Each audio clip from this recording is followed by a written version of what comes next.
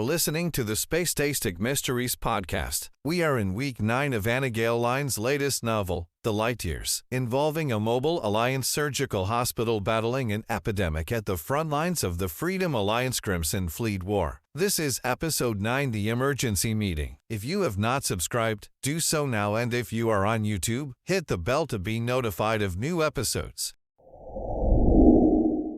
Why don't you go back to the party? I will put the 2 youngest to bed. I am going to get some work done after that, so don't keep the children up too late. Charlie and Spencer need to be in bed by 2130 and Zariah can stay up until 2200. If you two are in the middle of bonding, I will allow 2300. He moved in and put his hand on the side of my face and pulled it closer. I would rather be bonding with you. He brushed his lips across mine, then whispered, "Good night, Danny." I followed him down the hallway to retrieve Max and Zach. After putting them to bed, I retreated to my room, where I took a shower and dressed in a powder blue silk pajama top and shorts. I came over to the couch and sank onto it. The comm system told me, 1023 is on the line for you. Chip, put him through please. I waited a moment before I asked, "Were your ears burning?" "Because we were just speaking about you. I figured you might after I sent Peter to see me." "Yes. What do you know about him? How well do you know him?" "He has been working for me for 10 years. He is a good man." I was so surprised when I realized he was related to you, and Adam. I am so sorry about Adam. I know you didn't know him, but it takes an incredible woman to take in the children of a brother you didn't know. I don't understand why Peter or Brianna didn't take them in. There is a lot to the story that you don't know. Just like there is a lot to the story they don't know. But I know that you are going to do a DNA test on Peter. And I am sending you all the information I obtained when we did a background check on him before hiring him at the FBI. Thank you. And I have information for you about the origin of the disease. You need to speak to a person named Henrik Balsam. You will find him at the University of Bergen in Norway. He is awaiting your call. He was quiet for a moment. "Danny, you have to find the cure to this," he pleaded. "Isabella has it along with my wife and sons. I cannot lose my family over this disease. Are they on my protocol?" "Your protocol?" "Yes, a cocktail of drugs that seem to keep it under control. I have the disease and have had it for over 2 years. Give the doctor who is caring for them my information, and I will explain it to him." "You have the disease?" "Yes, but that is our secret because I don't want to be suspended from duty. I have to see this through." "I understand. Your secret is safe with me. I hate to ask this, but Isabella is on a planet near you with her class. If you get a chance over the next few days, could you go and check on her? Maybe put her on this protocol of yours? I will see what I can do. Send me the information. Actually, now that I think about it, we are coming to get Isabella in a few days. Would it be okay if we all popped in to get the family started on your treatment? I guess that depends on whether you are going to be nice if Graham is still here. You are going to help my family to live longer. I will be nice to whoever you want me to be nice to." "Okay, then. Just inform my company clerk when you will be visiting." After catching up for a few more minutes, I disconnected the call and walked over to the bed and pulled back the covers. I climbed in and started doing some research until I fell asleep. A few hours later, I awoke to the alarm sounding, and the computer announcing, "Incoming wounded." I jumped out of bed and quickly put on my black flight coveralls, the standard uniform for Space Vessel Freedom Alliance officers. I rushed down the hallway, around the furniture to the main doors. I ran to the travel tram at the end of the corridor and took it up to the hospital. I navigated my way to the hangar doors as they opened. The spacecrafts that carried the wounded were hooked up to a jetway. One to each of the 5 open doors. As the wounded started pouring in, the nurses and I triaged people. My heart sank when I saw the familiar faces. On one gurney was a man with dishwater blonde hair, a square, long face and a broad nose. I knew him to be 6 feet 2, thin with a muscular build. He normally looked healthy for a man nearing his late 40s. On the next one, his wife, with jet black hair, an oval face, a delicate nose. Both were covered in cuts, bruises and blood. As I triaged the rest of the wounded, I looked for their children. Where were their children? Finally, I saw a girl who seemed to be about Zariah's age with her hair the same color as her mom's but her face and nose, the same as her dad's. Then her two brothers who had their mom's face with their dad's nose and hair color. Okay, start getting them into operating rooms, I began, pointing to the girl and her brothers. These three and the mom and dad over there have the disease. The older nurse with gray hair in a bun and a wrinkled face with a large nose and deep-seated eyes asked, "You know that just by looking at them?" I shook my head. The dad is a friend of mine. Of course. After hours of being in the operating room, I came out and headed into post-op. I sought out the father and picked up the Quan pad at the end of the bed. His vitals looked good. He opened his eyes and met mine. I didn't mean to meet like this. What happened? Someone bombed the facility Isabella's class was visiting. Is my family okay? You all needed surgery, but everyone is doing fine for now. We will get your family on my treatment just as soon as it is safe for us to do so. Can I meet the doctors who worked on my family? I just want to thank them. I am the doctor who did surgery on your wife, and my staff doctors worked on the kids, but my chief surgeon did your surgery. I pressed my thumb to my comlet and said, "Dr. Riley, when you have a chance, can you come into post-op room 735? I am checking on a couple of my patients. Then I will be ready for lunch," he returned. You thinking food court? Or do you want to? I am in one of your patients' rooms. He wanted to meet you, but I know you are busy. I gestured to the room and said to Dax, "As you can see, we have put the entire family in here. I figured that you would want to be together, that you would like to know that your family is being cared for. You know me pretty well." I nodded. We chatted for a few minutes before the doors slid open to reveal Jake. He spotted me and moved over to Dax's bed. "Dax, this is Dr. Jake Riley. The doctor who saved your life." Dax stuck out his hand. "Thank you." He turned to me and replied, "I am guessing why you operated on my wife instead of me is because we are close friends. You hardly know Amira." When he saw me nod, he asked Jake, "Is this your first time serving with Danny?" Jake and I looked at each other and laughed. Dax moved his eyes from me to Jake and back several times. "I am guessing that is." "No. Jake is Zariah's dad." He caught Jake's eye. "So, you know Danny very well.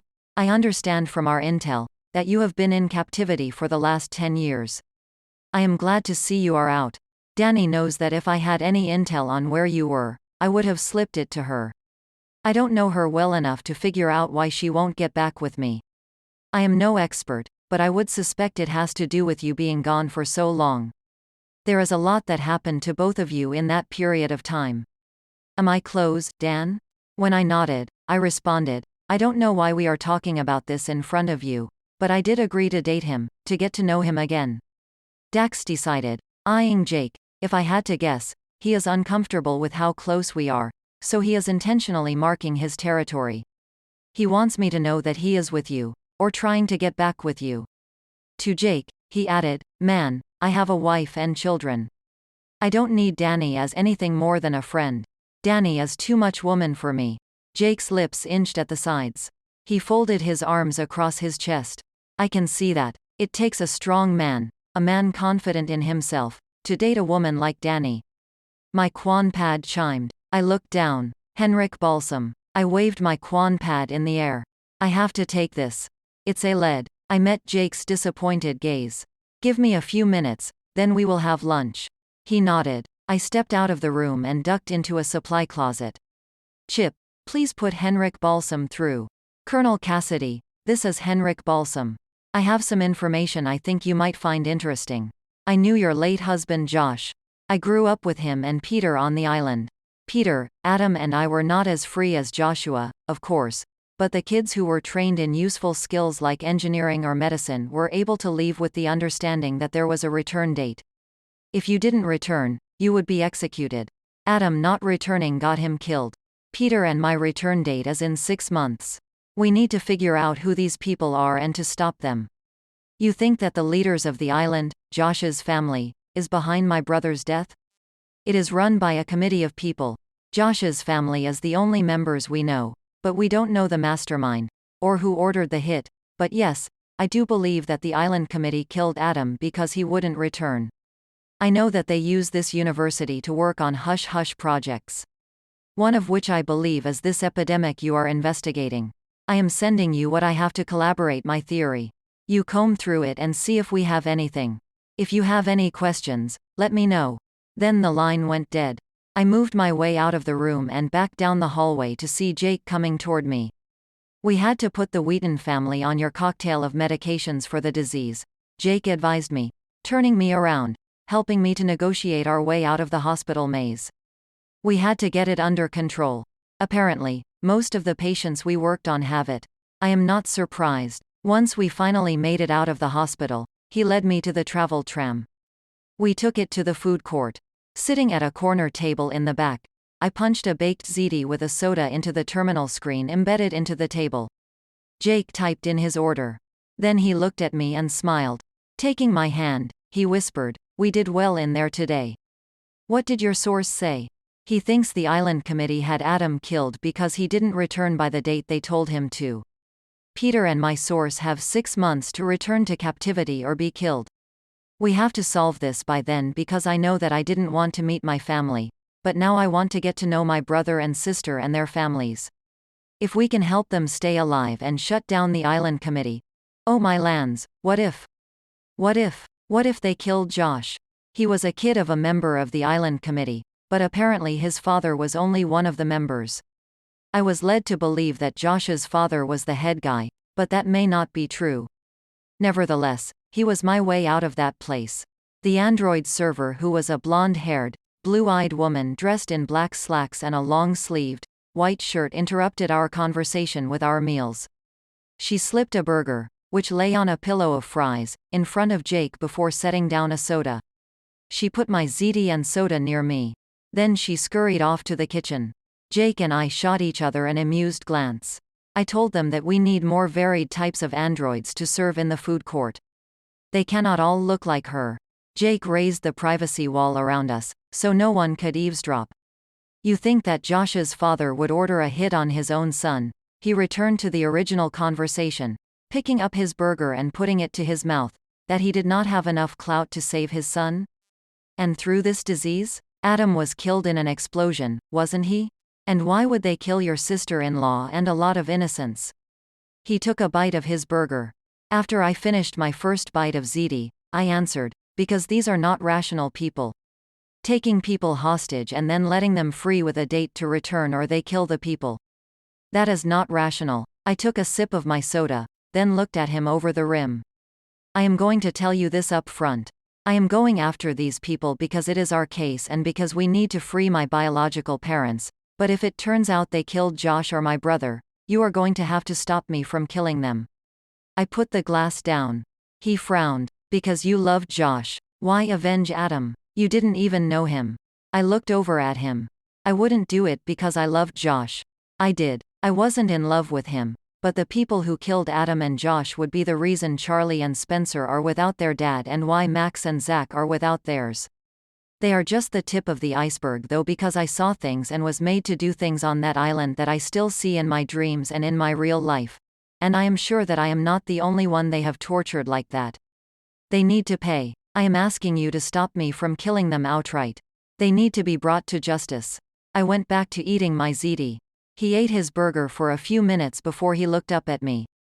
For you to even entertain going that far, they would have had to do horrible things.